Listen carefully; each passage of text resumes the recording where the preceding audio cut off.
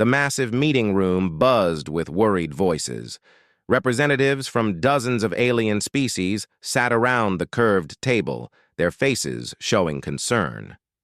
The emergency session of the Galactic Defense Council had been called for one reason.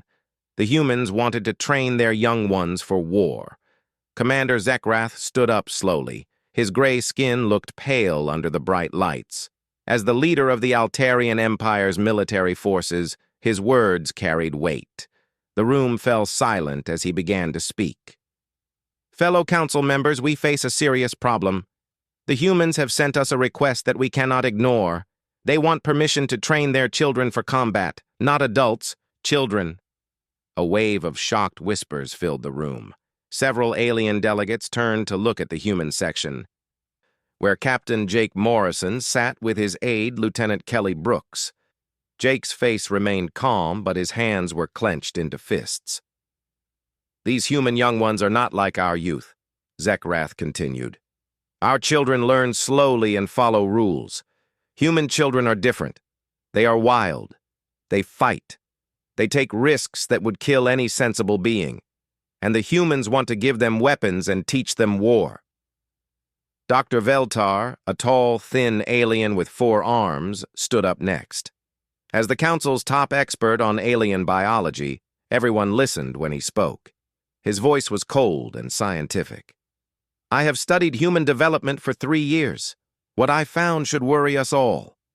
Human young ones between the ages of 16 and 18 years show brain patterns unlike any species we know. Their minds are designed for violence during this time. He activated a hologram that showed a human brain. Red areas pulsed with activity. Look at these scans. The areas that control aggression are highly active. The parts that normally create caution and fear are not fully developed. This creates beings that will charge into battle without thinking of death. Another delegate, an insect-like creature from the hive worlds, clicked his mandibles together. Are you saying human children are natural warriors? Worse, Dr. Veltar replied. They are natural berserkers. They form pack bonds with other young humans. When one is threatened, the entire group will attack without regard for their own safety. They show no respect for authority when their blood is up. They adapt to new fighting methods faster than our best soldiers. Jake Morrison could not stay quiet any longer. He stood up, his blue uniform crisp and clean. Council members, with respect, you are talking about our children. Yes, they are energetic. Yes, they are brave. But they are not monsters. They are the future of humanity. Zekrath turned his large eyes toward Jake. Captain Morrison, your species has been part of our alliance for only 5 years. In that time, we have seen human adults show remarkable courage and skill. But what you ask now is different. You want to weaponize your young. We want to prepare them, Jake shot back. The galaxy is dangerous. Our colonies are on the edge of known space. If something happens, these young people might be all that stands between survival and death. Kelly Brooks remained seated, but her face was tense. She had helped write the training proposal. Months of work had gone into planning the Youth Corps program. 200 volunteers between 16 and 18 had already signed up. They were waiting for approval to begin advanced training. Dr. Veltar brought up more data on his hologram. Captain Morrison, look at these behavior patterns. Human adolescents in groups show pack-hunting instincts. They create complex social hierarchies through competition and conflict. They bond through shared, dangerous experiences. This is not normal for intelligent species. Our young learn through study and careful instruction, added a delegate from the Crystal Confederation. They would never dream of questioning their teachers or trying dangerous new ideas. Human young ones seem to enjoy breaking rules. Jake felt his anger rising, but forced himself to speak calmly. Yes, our young people question authority. Yes, they try new things. That is how they learn. That is how they grow. That is how they become the kind of adults who can protect what matters. Zekrath looked around the room at the other delegates. We have heard the human request. We have heard the evidence about human youth development. Now we must vote. Should we allow humans to establish military training programs for their children? The voting took less than an hour. The results were crushing. 847 votes against, only 23 votes in favor. Most of the yes votes came from species that had fought alongside human soldiers and seen their effectiveness. The motion is denied, Zekroth announced. Humans may continue to educate their young in basic skills and knowledge. However, advanced military training, weapons handling, and combat tactics are forbidden for any human under the age of 21. Jake stood again, his voice tight with controlled anger. You are making a mistake. Our young people are not the problem. They are the solution. They see things we adults cannot see. They find ways we adults cannot find. They fight with courage we adults have forgotten. Captain Morrison, Zekroth replied, your passion for your young is admirable. But the decision is made. Human children are too dangerous to train for war. We will not be responsible for creating an army of unstable young warriors who might turn on their own allies. As the council session ended, Jake and Kelly walked out in silence. Other delegates avoided looking at them. The humans had been rejected completely. Sir, Kelly finally said as they reached their transport, what do we tell the volunteers back home? Those kids have been training for months just for the chance to serve. Jake looked out through the transport window at the stars beyond the station. His jaw was set firm. We tell them the truth, Lieutenant. We tell them the galaxy thinks human young people are too dangerous to trust with responsibility. And then what, sir? Jake's eyes stayed fixed on the distant stars. Then we decide if the galaxy is right to be afraid. 3 months after the Council's rejection, Captain Jake Morrison stood on the landing pad of Haven's Edge Colony. The remote human settlement was far from Council oversight, surrounded by empty space and forgotten by most of the galaxy. It was perfect for what Jake had in mind. The transport ship's engines cooled as 2 figures stepped out. Colonel Pete Williams moved like a man half his age despite his gray hair and weathered face. 20 years as a Marine had left him tough as steel. Behind him came former Navy pilot Lisa Rodriguez, her dark eyes scanning the colony with professional interest. Nice place you picked, Jake, Pete said with a grin. Middle of nowhere, no council observers, and officially just a farming colony. Perfect for what we discussed. Lisa nodded as she looked at the collection of buildings spread across the valley. The council said we can't train our kids. They didn't say we can't educate them about survival skills and physical fitness. Jake led them toward the largest building, a converted warehouse that would serve as their training center. 200 volunteers are waiting, ages 16 to 18, just like we planned. Their parents signed the forms agreeing to advanced education and physical conditioning programs. And if the council finds out? Lisa asked. Then we deal with that problem when it comes, Jake replied. Right now, those kids need training, and we're going to give it to them. Inside the warehouse, the volunteers had already gathered. Alex Carter stood near the front, his blonde hair neat and his posture straight. At 17, he had already shown remarkable talent for tactical thinking. Next to him was Maya Singh, whose small frame hid a brilliant engineering mind. Chris Thompson was organizing the other volunteers into rough groups, his natural leadership already visible. Among the crowd were the Ross twins, Katie and Danny, who seemed to communicate without words. Ben Oliver sat with a portable computer, fingers flying over the keyboard. Sophie Lane was talking quietly with a group of other girls, her calm voice somehow cutting through all the noise in the room. Pete walked to the front of the group and waited for silence. When he spoke, his voice carried the authority of a man who had led soldiers into battle. The Galactic Council thinks you are too dangerous to train. They think you are wild animals who cannot be trusted with weapons or responsibility. They think you will turn on your allies or get yourselves killed through reckless behavior. The young faces in front of him showed anger and determination in equal measure. Pete smiled. They are absolutely right.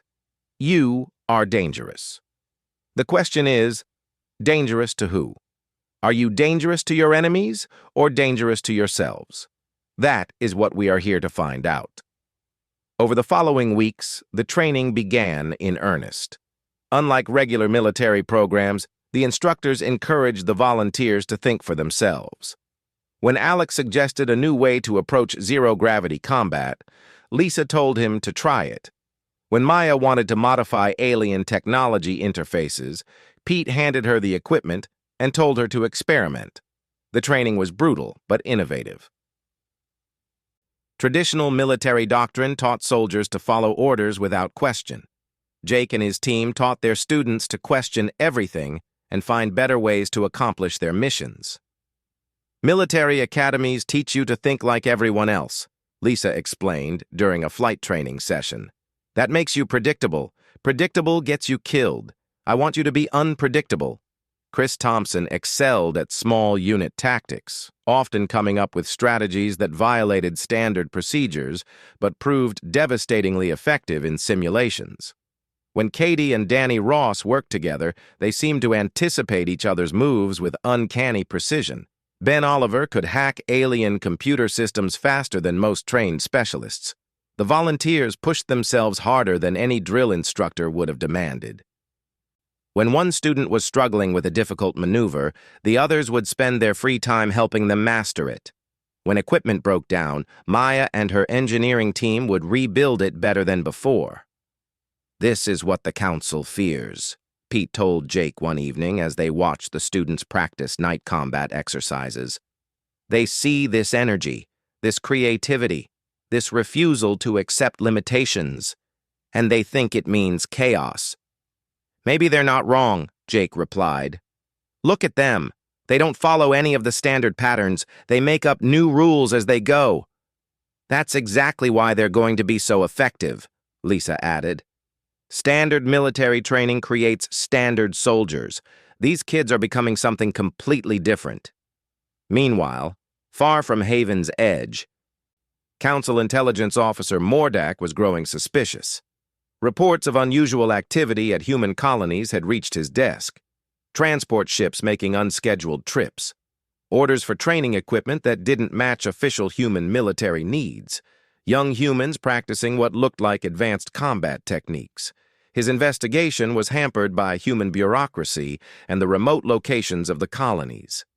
Every time he requested information, human officials would provide mountains of paperwork that technically answered his questions while revealing nothing useful. The humans are hiding something, he reported to his superiors. I believe they are violating the Council's restrictions on youth military training. But with no concrete evidence and dozens of other crises demanding attention, the Council decided to watch and wait. Back on Haven's Edge, the training continued to evolve. The students were no longer just following exercises. They were creating new tactics, new strategies, new ways of thinking about combat and survival. Alex had developed a tactical analysis system that could predict enemy movements by studying their past behavior patterns. Maya's engineering modifications had improved standard equipment efficiency by 30%. Chris's leadership style had turned 200 individual volunteers into a unified fighting force. We're not training soldiers, Pete realized one day as he watched the students conduct a complex multi-team exercise. We're training something the galaxy has never seen before. What are we training then? Jake asked. Pete grinned. Chaos. Beautiful, controlled, intelligent chaos. The kind that wins wars. As the months passed, the students grew more confident and capable. They knew they were breaking council rules, but they also knew they were becoming something special. They were proving that human young people could be trusted with responsibility, trusted with power, trusted with the future. They just didn't know how soon that trust would be tested. 3 months into their secret training, emergency signals began reaching human space. Something was stirring in the dark regions beyond the galaxy's edge. Ancient enemies long thought dead were moving again. The Void Swarm had returned, and the galaxy would soon discover whether the Council had been right to fear human youth or wrong to doubt them. The emergency alarms screamed through Council headquarters, their shrill sound cutting through the usual calm of the diplomatic station. Admiral Texanol rushed into the command center, his 4 arms moving rapidly as he pulled up tactical displays. What he saw made his blood run cold.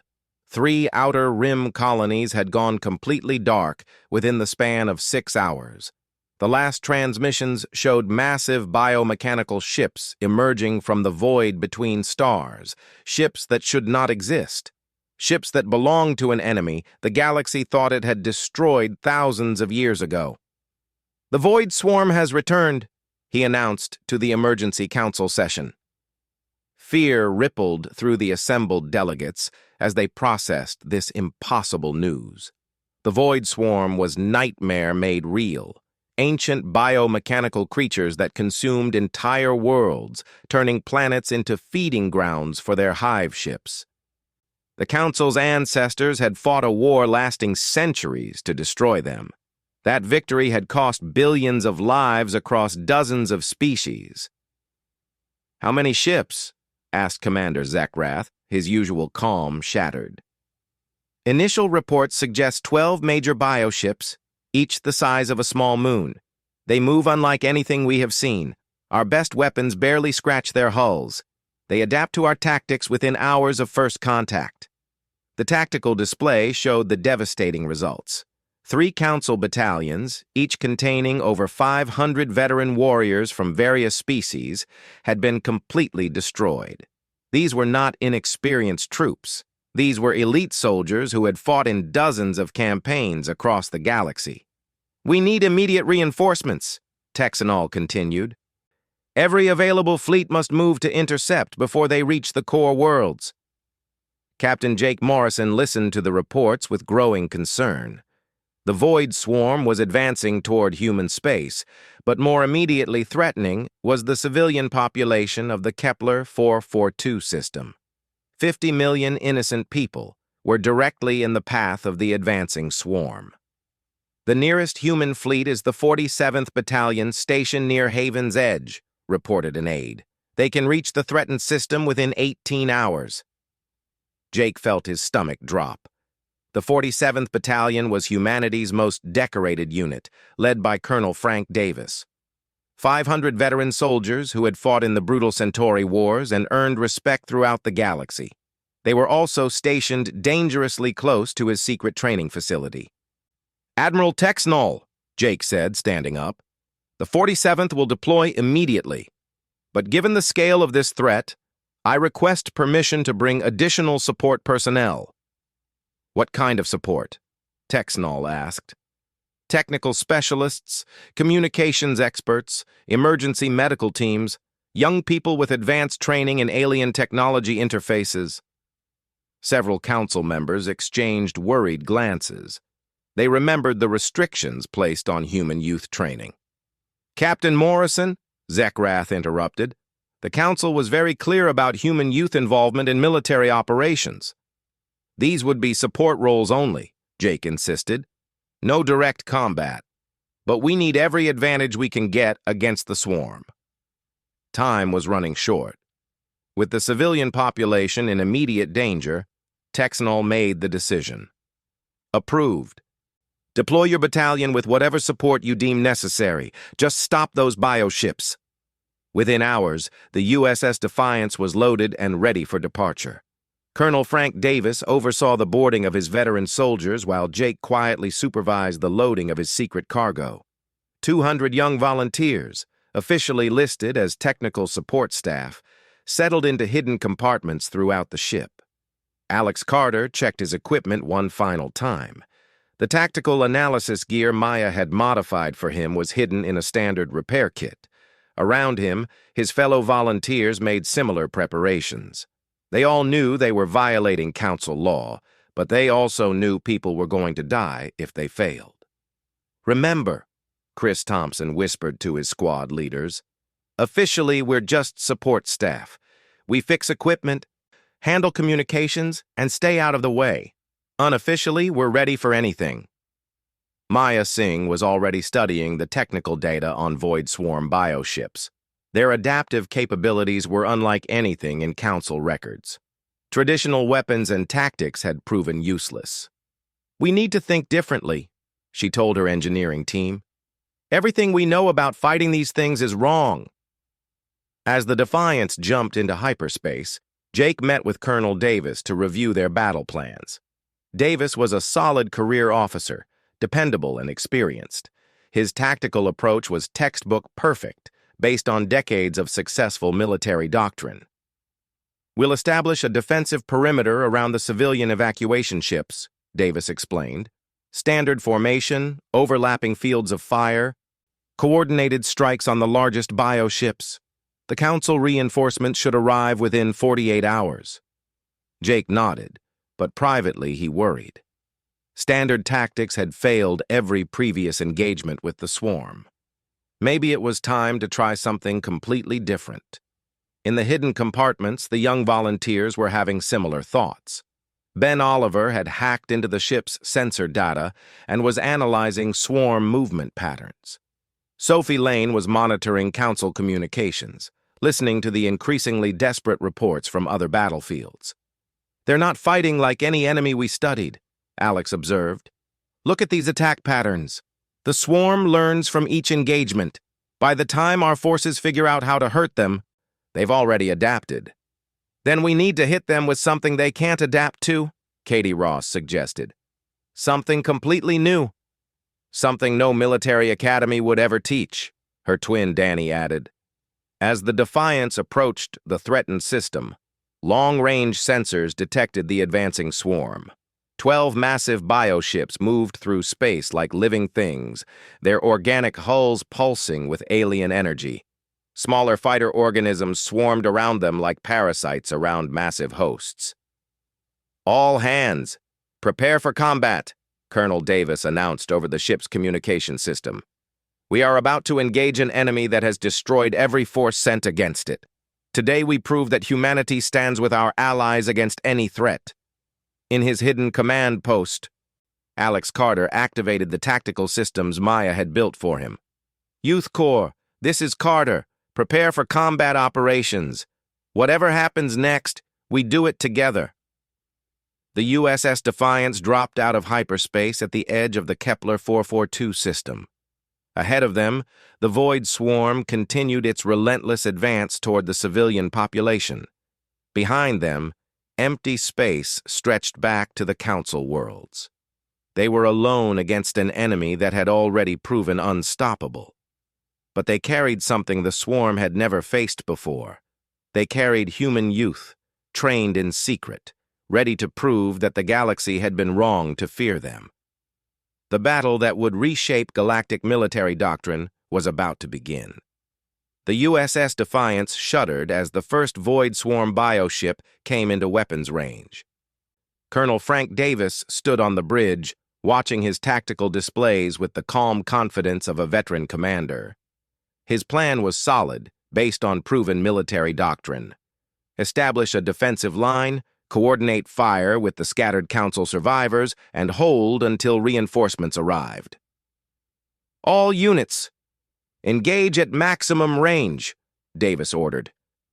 "Target the smaller organisms first, then concentrate fire on the lead bioship." The human weapons opened fire, sending streams of energy into the swarm of alien fighters. For a moment it seemed to work. Several of the smaller organisms exploded in brilliant flashes.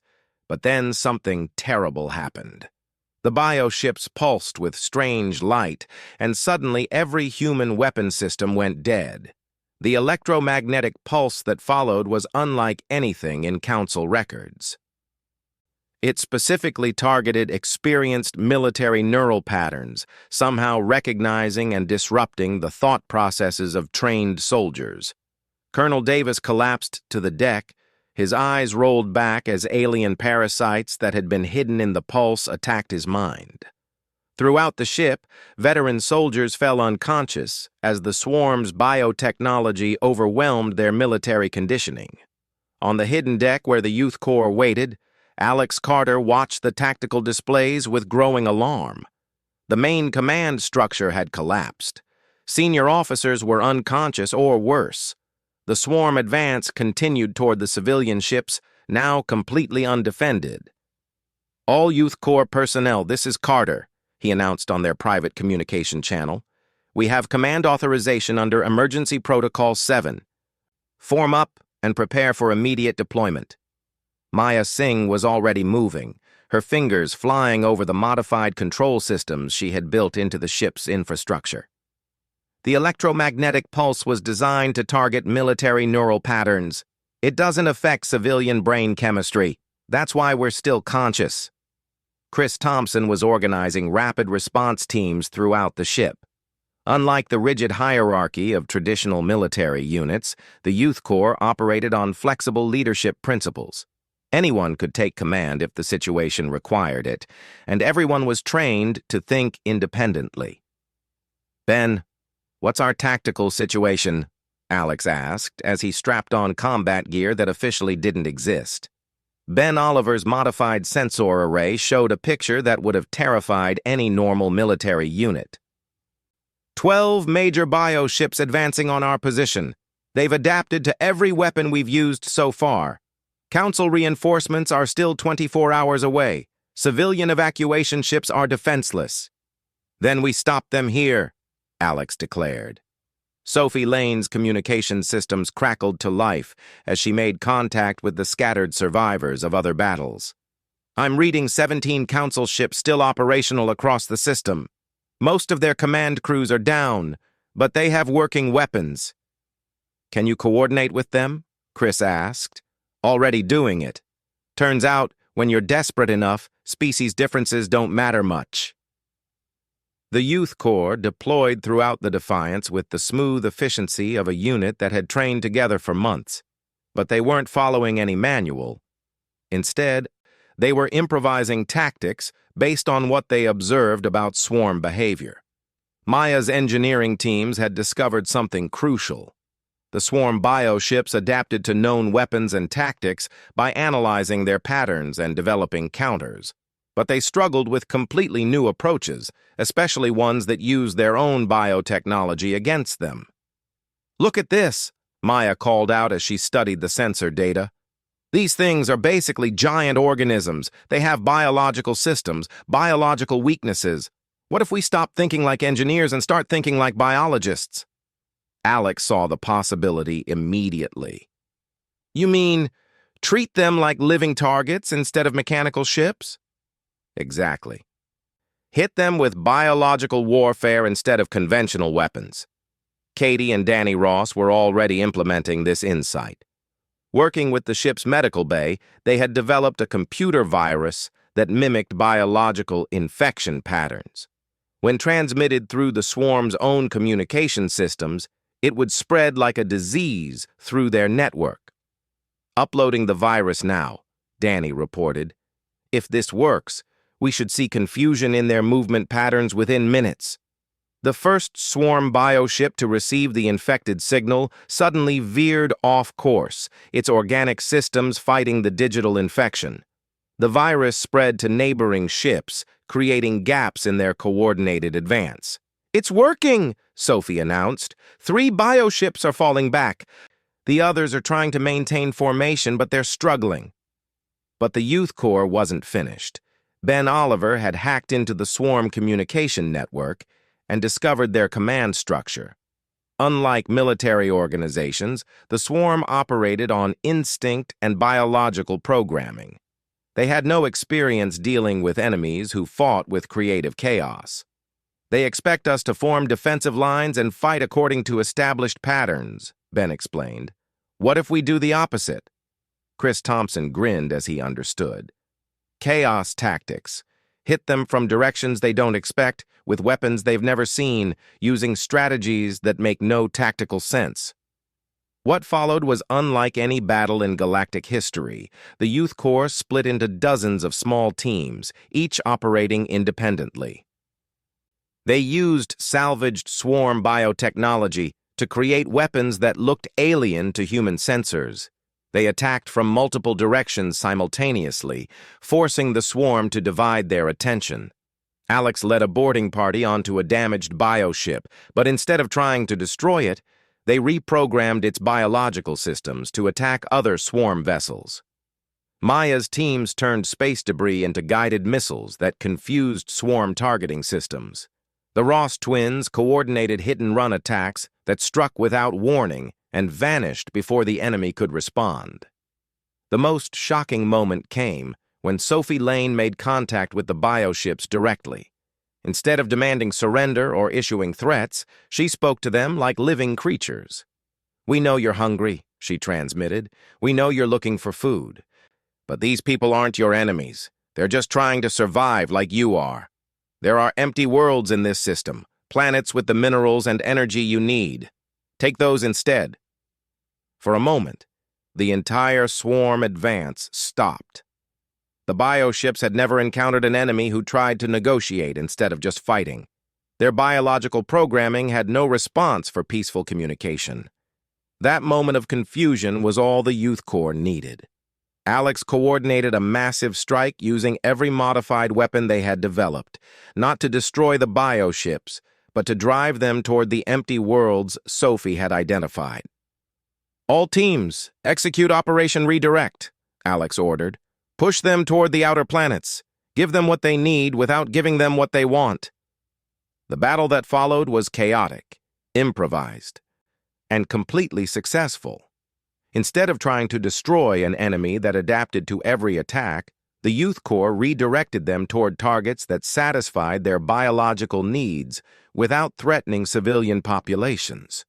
When the first Council reinforcements finally arrived 18 hours later, they found something impossible. The Void Swarm was peacefully consuming the mineral resources of uninhabited planets, while human teenagers directed traffic between the bioships and their new feeding grounds. Admiral Texanol stared at his tactical displays in disbelief. What exactly happened here? Alex Carter, still covered in alien biomatter and grinning with the confidence that only comes from surviving the impossible, looked up at the massive alien commander. "We won, sir. No civilian casualties, no military casualties. Well, Chris did sprain his ankle during that boarding action, but he says it doesn't count." The aftermath of the Battle of Kepler 442 would reshape military thinking across the galaxy. But in that moment, as young humans celebrated their victory while alien bioships fed peacefully in the distance, only one thing mattered. The galaxy had been wrong. Human youth weren't too dangerous to trust. They were too valuable to waste. The council chamber was packed beyond capacity. Representatives from every species in the galaxy had come to witness the tribunal of Captain Jake Morrison and the Human Youth Corps. The charges were serious: violation of council directives, unauthorized deployment of restricted personnel, and endangering galactic security through reckless military experimentation. Commander Zekrath sat at the center of the judicial panel, his gray features stern and unforgiving. The evidence was clear. The humans had deliberately violated direct orders and deployed their young people in a combat zone. Under normal circumstances, this would result in court-martial and expulsion from the Galactic Alliance. But these were not normal circumstances. Admiral Texanol stood to present his report, his four arms gesturing at the holographic displays showing the aftermath of Kepler 442. The facts are unprecedented. A force that had destroyed 3 veteran council battalions was not only stopped, but peacefully redirected by 200 human adolescents. The statistics were impossible to argue with. 0 civilian casualties, 0 military casualties among the Youth Corps. The Void Swarm bioships had been converted from a galactic threat into an environmental cleanup crew, consuming the waste materials and dead asteroids of empty systems. "How did they do it?" asked a delegate from the Crystal Confederation. Alex Carter stood up from the defendants section, still wearing his simple Youth Corps uniform. At 18, he looked impossibly young to have commanded a battle that saved 50 million lives. But when he spoke, his voice carried the confidence of someone who had faced the impossible and won. We stopped thinking like soldiers and started thinking like problem solvers. The swarm wasn't evil. They were hungry. Instead of trying to destroy them, we found a way to feed them without letting them hurt anyone. Maya Singh joined him, her small frame belying the engineering genius that had made their victory possible. Traditional military doctrine teaches you to destroy your enemies. We learned to understand them. The bioships operate on biological programming. Once we figured out what they needed, we could give them better options. Commander Zekrath leaned forward. You violated direct council orders. You deployed restricted personnel in a combat zone. You endangered the lives of children. Chris Thompson stepped forward, his natural leadership evident even in this formal setting. With respect, sir, you're wrong about one thing. You keep calling us children. We're not children anymore. We proved that at Kepler 442. The chamber erupted in whispers and discussions. The human youth were not showing the deference and respect that council protocol demanded. They were speaking as equals to the most powerful beings in the galaxy. Dr. Veltar, who had originally warned against human youth training, requested permission to speak. His scientific analysis had been the foundation for the council's restrictions. I have studied the tactical records of the Kepler 442 engagement, he announced. What these young humans accomplished should have been impossible. They developed new tactics, new technologies, and new diplomatic approaches in the middle of active combat. Their adaptability exceeds anything we have seen from any species. He activated a holographic comparison showing traditional military responses versus the Youth Corps innovations. Standard Council doctrine would have resulted in complete defeat and massive casualties. The human approach achieved total victory with 0 losses. Ben Oliver had been quietly working on his portable computer throughout the proceedings. Now he looked up with a grin. Actually, Dr. Veltar, we didn't just win at Kepler 442. We solved a problem that's been threatening the galaxy for thousands of years. Sophie Lane nodded as she activated her communication array. The bioships have been in contact with us since the battle. They're not monsters, they're refugees. Their home worlds were destroyed eons ago, and they've been searching for new places to live. We help them find uninhabited systems where they can thrive without threatening anyone. The revelation stunned the assembly. The ancient enemy that had terrified civilizations was actually a species of homeless refugees looking for a new place to live. Katie and Danny Ross stood together, speaking in their usual synchronized manner. The council taught us that different species should work together, Katie began. We just extended that principle to include former enemies, Danny finished. Jake Morrison finally stood to address the tribunal. As the senior officer responsible for the entire operation, he faced the most serious charges. But as he looked around the chamber, he saw something that gave him hope. The alien delegates were not showing anger or condemnation. They were showing amazement and respect. Council members, I accept full responsibility for violating your directives. I authorized the deployment of human youth in a combat zone. I knew it was against regulations, and I did it anyway. He paused, looking directly at Commander Zekrath. I did it because I knew they could succeed where traditional military forces had failed. I did it because sometimes you have to trust people to be better than you expect them to be. The chamber fell silent as the judicial panel considered their verdict.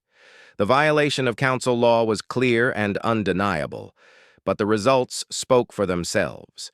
The greatest military threat in galactic history had been resolved without a single shot fired in anger. Commander Zekrath stood slowly, his decision carrying the weight of galactic law. Captain Morrison, you and your youth corps stand accused of violating council directives and endangering galactic security. Jake braced himself for the verdict. However, Zekrath continued, the evidence shows that your actions saved 50 million civilian lives and resolved a threat that had defeated our best military forces. More importantly, you have shown us a new way of thinking about conflict resolution. The commander's stern expression softened slightly. The council was wrong, We were wrong. We looked at human youth and saw danger. We should have seen potential. One by one, the delegates began to stand. First, the insect-like hive representatives, then the Crystal Confederation, then species after species, until the entire chamber was on their feet in unprecedented applause. "The charges against Captain Morrison and the Youth Corps are dismissed," Zekrath announced. "Furthermore, the Council formally requests that the Human Youth Corps establish a training program for representatives from all member species." Alex Carter looked around at his fellow Corps members, seeing the same amazement in their faces that he felt. They had expected punishment. Instead, they were being asked to teach the galaxy. "There is one condition," Zekrath added. "The human approach to military training must be shared freely with all Council species. What you have learned cannot remain a human secret." Jake smiled for the first time since the tribunal began. "Gladly, Commander. But you should know, the most important lesson we learned is one we hope never to need again. Which is, sometimes the best way to win a war is to refuse to fight one." In the months that followed, the Youth Corps training protocols spread throughout Council space. Military academies that had taught rigid doctrine for centuries began incorporating human concepts of creative problem-solving and adaptive tactics. The bioships, now called the Wanderer Fleet, became valuable partners in galactic cleanup efforts. Their ability to consume waste materials and convert them into useful resources made them welcome in every system. Alex Carter was promoted to lieutenant at age 18 and became the youngest military instructor in Council history. Maya Singh founded the Interspecies Engineering Corps, teaching aliens and humans to work together on impossible projects. Chris Thompson established the first integrated military units, with humans and aliens serving side by side under his innovative leadership principles. But perhaps the most important change was in how the galaxy viewed its young people. The restrictions that had limited youth development across dozens of species were lifted. Young beings who had been considered too dangerous or unpredictable to trust were suddenly recognized as the galaxy's greatest resource. The Council chamber had a new motto inscribed above the main entrance, written in every language spoken by member species. "The dangerous ones are not dangerous to us." Jake Morrison, now Admiral Morrison, stood in his new office overlooking the Youth Corps training facility on Haven's Edge. Through his window, he could see human teenagers working alongside young aliens, learning together, growing together, preparing to protect a galaxy that had finally learned to trust them. Commander Zekrath's final words at the tribunal echoed in his memory. "We called them dangerous cubs. We were right, but dangerous to our enemies, not to our friends." The galaxy had learned the most important lesson of all. Sometimes the most dangerous thing you can do is underestimate someone who is determined to prove themselves. And sometimes the people you fear most are exactly the ones you need most. The Youth Corps motto, displayed proudly in their training center, captured the spirit that had saved the galaxy. When the impossible needs doing, send the ones they said couldn't do it.